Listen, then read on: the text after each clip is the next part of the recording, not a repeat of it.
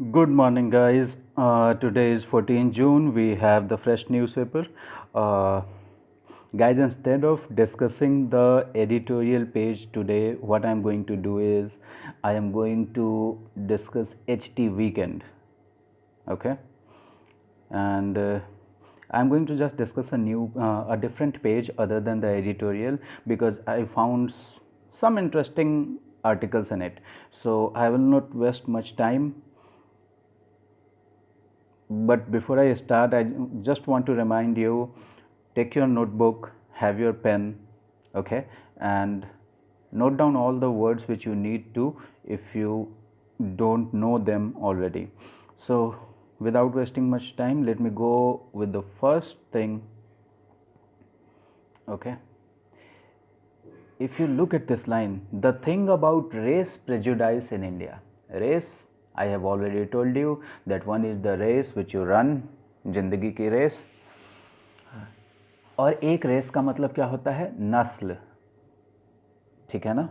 और at the same time let me tell you one more thing, जब भी आप जानवर के नस्ल के बारे में बात कर रहे हैं, you will use the word breed, BREED। When you are talking about the race, the नस्ल ऑफ अ ह्यूमन बींग, तो आप रेस का इस्तेमाल करेंगे।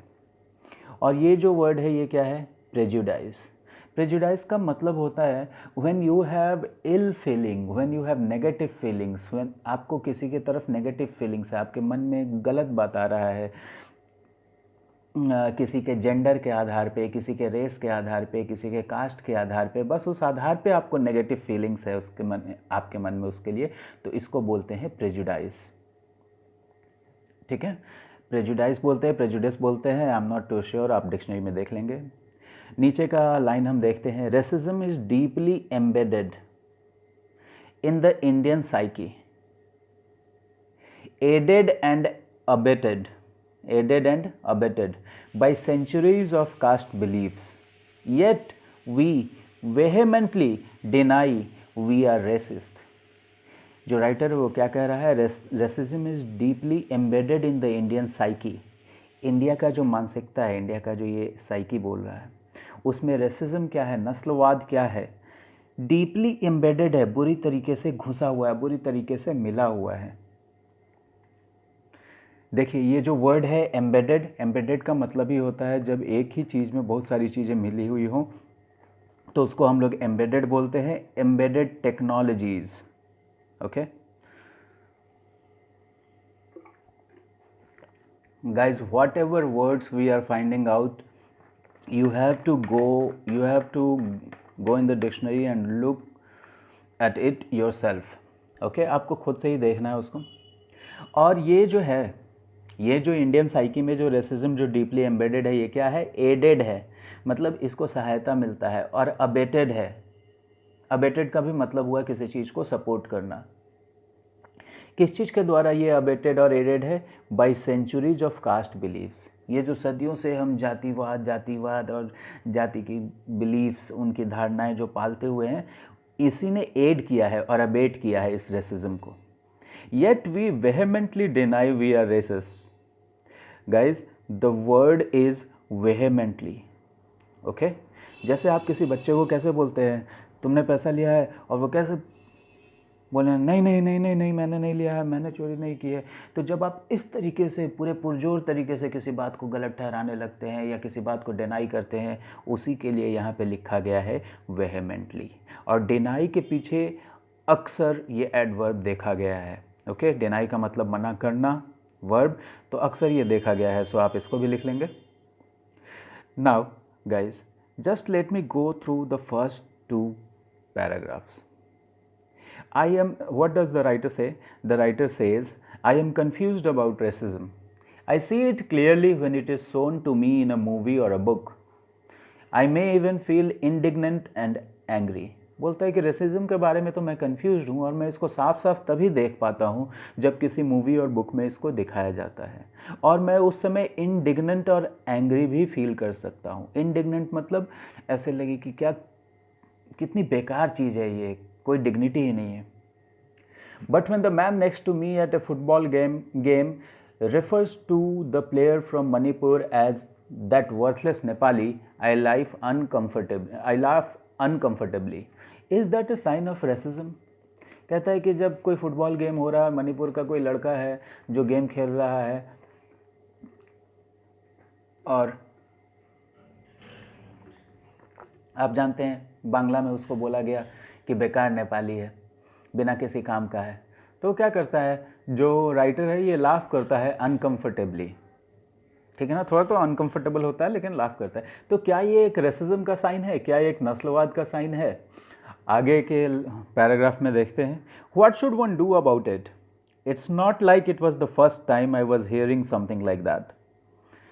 मतलब कह रहा है कि कोई क्या करे भी तो क्या करे, ऐसा तो है नहीं कि कोई पहली बार सुन रहे हैं। In fact I have grown up with it, playing football through school and college in Kolkata, there वर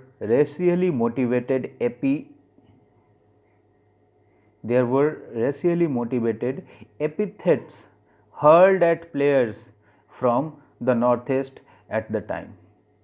कहता है कि जब भी स्कूल और कॉलेज में हम लोग फुटबॉल खेलते थे तो रेशियली मोटिवेटेड एपिथेट्स हर्ल किया जाता था। Friends, I have already discuss this word hurled with you, कि कैसे जूता उछाल देते हैं किसी नेता पे तो उसको बोलते हैं हर्ल्ड, ओके। तो उसी तरह से इनको रेशियली मोटिवेटेड बातें की जाती थी, उनके ऊपर उछाले जाते थे। अब देखो, रेशियली मोटिवेटेड मतलब जिस बात से रेस का डिफरेंस, ये जो रेशियल अब्यूज़ है, ये जो रेस की बात साफ आपके बात से पता चल जाए, ओके। और आपको जो वर्ड गौर करना है वो क्या है? एपिथेट्स, मतलब रेशियली मोटिवेटेड स्लोगन्स और इस तरीके की चीज़। Please note it down and please look for it in the dictionary. No one ever said anything about, किसी ने भी इस बारे में कोई कुछ कहा नहीं। अब देखो, एट द ईस्ट बंगाल और मोहन बगान games eight salt lake stadiums, racial slurs came pouring down. Racial slurs, look at this word Slur, SLUR। ये जो अब्यूज़ेस होते हैं इनको हम स्लर्स भी बोलते हैं कभी कभी। ज़्यादा बढ़िया ये रहेगा कि आप रेशियल स्लर्स, जैसे रेशियल अब्यूज़ होता है ना, हम लोग बोलते हैं कल्लू, तो अगर आप किसी को कह रहे हैं a Kallu and he is from Africa, आप उसको उसके रेस की वजह से बोल रहे हैं और आपको ऐसा नहीं बोलना चाहिए। तो racial slurs came pouring down from the stands like torrential rain. देखो, टॉरेंशियल रेन मतलब जो अचानक से बहुत बहुत बारिश होती है उसको बोलते हैं टॉरेंशियल रेन। और कह रहा है कि सॉल्ट लेक के स्टेडियम से क्या होता था, रेशियल अब्यूजेज पोरिंग डाउन, बरसात हो जाती थी उनकी, okay.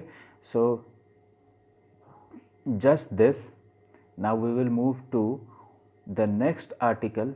Late me see what does it say. Life hacks, Charles Assisi, how to work through failure. ये जो भाई साहब हैं, इन्होंने जो आर्टिकल लिखा है ये क्या बोल रहे हैं कि फेलियर के, how to work through failure मतलब फेलियर से बाहर कैसे निकले। COVID-19 has given us an undeniable glimpse of the future. देखो कितना बढ़िया से वर्ड्स का इस्तेमाल किया जा रहा है, undeniable glimpse of the future. We must assume we will all fail at some point and plan accordingly. कहता है कि COVID-19 ने आपको एक ग्लिम्प्स दिया है फ्यूचर का, एक झलक दिखाया है फ्यूचर का। कैसा वो झलक है? अनडिनाएबल है, आप उसको डिनाई नहीं कर सकते, ये नहीं बोल सकते कि नहीं फ्यूचर में ऐसा नहीं होगा। We must assume we will all fail at some point, हम लोगों को ये अज्यूम कर लेना चाहिए कि हम लोग कभी ना कभी किसी न किसी पॉइंट पे फेल करेंगे means at some point of time probability बहुत ज़्यादा है कि सबको कभी ना कभी ये इन्फेक्शन होगा। एंड प्लान अकॉर्डिंगली, और उसी हिसाब से हम लोगों को प्लान करना चाहिए। ऑलराइट,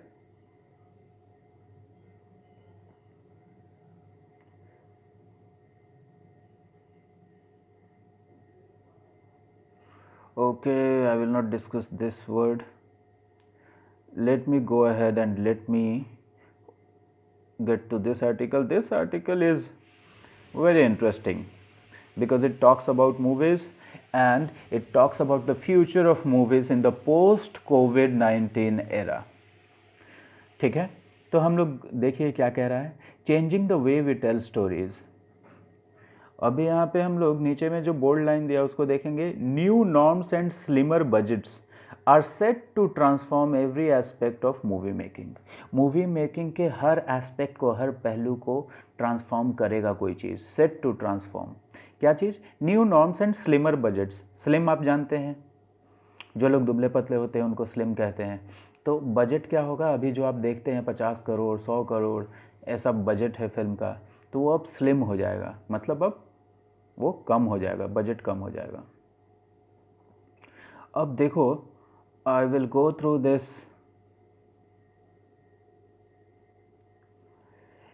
एज कोविड-19 radically reshapes the entertainment business. क्या बोलता है?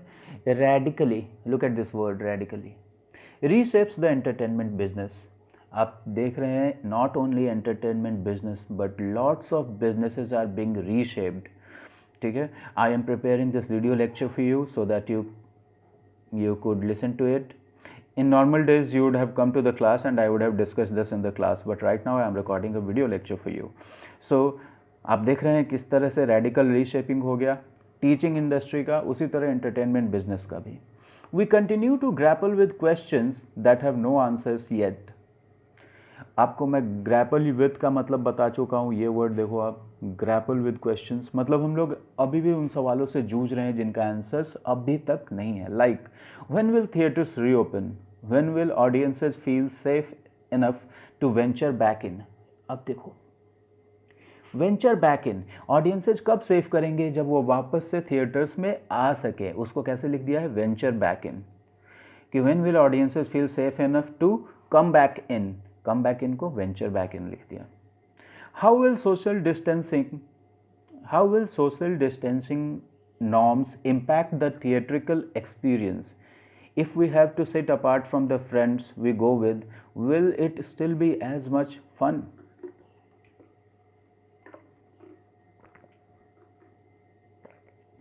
दुनिया में कुछ चीज़ें हैं जिनको आदमी अकेले नहीं करना चाहता है, और मेरे ख्याल से उनमें जो सबसे पहली चीज़ है कि मूवी देखने कोई अकेले नहीं जाना चाहता है। How will social distancing norms impact the theatrical experience? आप थिएटर में जाते हैं, मूवी वॉच करते हैं, तो वो एक थिएट्रिकल एक्सपीरियंस होता है आपका। आप बैठ कर तो घर में भी वॉच कर सकते हैं, लेकिन वैसा एक्सपीरियंस नहीं आता है। तो बोलता है ये सोशल डिस्टेंसिंग का जो नया नॉर्म्स है, ये थिएट्रिकल एक्सपीरियंस को कैसे इम्पैक्ट करेगा? When the friend you have gone with is sitting far from you, you cannot discuss anything, you cannot talk about a nice scene. Okay, how will this extended hibernation impact audience tastes and viewing habits? आप देखो, जो सबसे पहला word है वो है ये hibernation.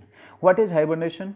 Friends, आपको पता होगा there are lot of animals in certain places of the globe, और जो लंबी, मतलब एक किसी पूरे सीजन में ही घर से बाहर नहीं निकलते हैं या रेस्ट करने चले जाते हैं, इसको बोलते हैं हम लोग हाइबरनेशन। जैसे पोलर बियर्स हैं, वो 6-6 महीने का हाइबरनेशन में चले जाते हैं, और बहुत सारे ऐसे एनिमल्स हैं जो समर में अपना खाना पीना ले लेते हैं और ठंड में निकलते ही नहीं हैं। तो दैट एक, उसको बोलते हैं हम लोग hibernation.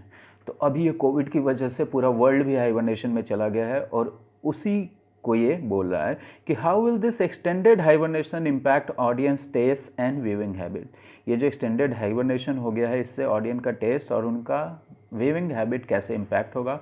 How will cast and crew adapt to new shooting norms and when will they feel comfortable returning to set?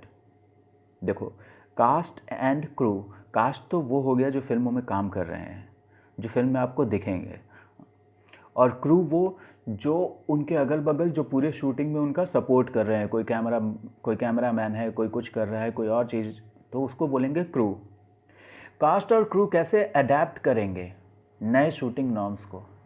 And when will they feel comfortable returning to set? और सेट टू रिटर्निंग में, set पे आने में वो कब comfortable होंगे?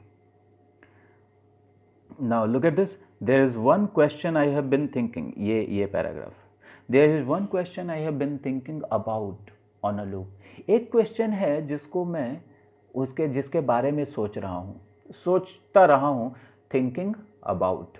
और ये जो लाइन लिखा है ऑन अ लूप का मतलब कंटिन्यूअसली। आपको कोई गाना अच्छा लगा, आप उसको लूप का सेटिंग है, लूप में लगा दिए, वो कंटिन्यूअसली बजता रहेगा। तो ऑन अ लूप भी आप लिख लेंगे अपने कॉपी में। How will the pandemic change the way we tell our stories? कहता है कि ये जो पैंडेमिक है ये कैसे हमारे स्टोरी टेलिंग का वे को बदलेगा। First, there are practical considerations, कुछ बातें हैं जिनको प्रैक्टिकली कंसिडर करना पड़ेगा। The producers guild of India has released an extensive report on shooting guidelines. For one thing, it requires all actors to practice social distancing. Even handshakes are now fraught with danger. So how do we show affection? अब देखो, सबसे पहले आप इस word पे गौर करो, guild. आप history में भी पढ़े होंगे, पुराने ज़माने में अर्ली टाइम्स में गिल्ड बना के रखे थे इंडिया में बहुत सारे बिजनेसमैन। गिल्ड का मतलब ही होता है ग्रुप ऑफ सिमिलर पीपल्स जो सिमिलर काम कर रहे हैं। तो प्रोड्यूसर्स गिल्ड ऑफ इंडिया मतलब जो प्रोड्यूसर्स ग्रुप ऑफ इंडिया, उसने क्या किया, एक एक्सटेंसिव रिपोर्ट रिलीज़ किया है किस चीज़ पे, शूटिंग गाइडलाइंस पे। और ये सारे एक्टर्स को सोशल डिस्टेंसिंग प्रैक्टिस करने के लिए बाध्य करता है, मैंडेट करता है। इसको कैसे लिखा है, it requires all actors to practise social distancing. Even handshakes are now fraught with danger. आप इस फ्रेज पे गौर करो, फ्रॉट विद डेंजर मतलब खतरे से भरे हुए हैं। आप इसको लिख लो, fraught with danger. So how do we show affection? Okay, so हम कैसे अफेक्शन शो करेंगे? Okay, the advisory also suggested that actors and crew over 60 be judiciously employed since the virus is more fatal among seniors. देखो, judiciously employed मतलब सही तरीके से employ किया जाए। एडवाइजरी ने यह भी सजेस्ट किया है कि एक्टर और क्रू जो 60 के ऊपर हैं उनको बहुत ही ध्यान से जुडिशियसली एम्प्लॉय किया जाए, क्योंकि ये जो वायरस है ये ज़्यादा फेटल है सीनियर्स में। ऑलराइट, सो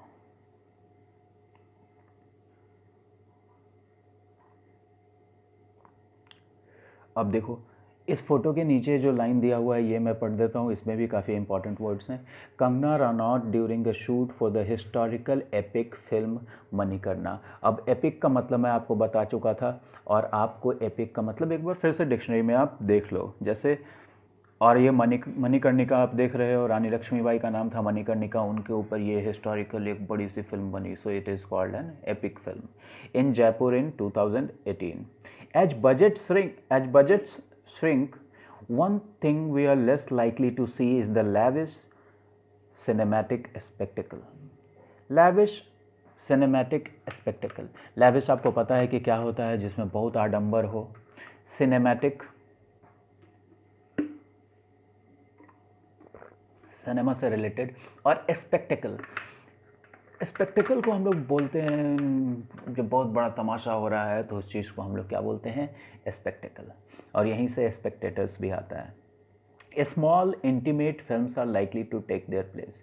अब ये जो पहले आप बड़ी बड़ी फिल्में देखते थे जिसमें हीरो ये कर रहा है, वो कर रहा है, ऐसा एक्शन है, ऐसा धमाका है, उनकी जगह पे अब क्या हो सकता है, स्मॉल इंटीमेट फिल्म्स आ सकता है। ओके,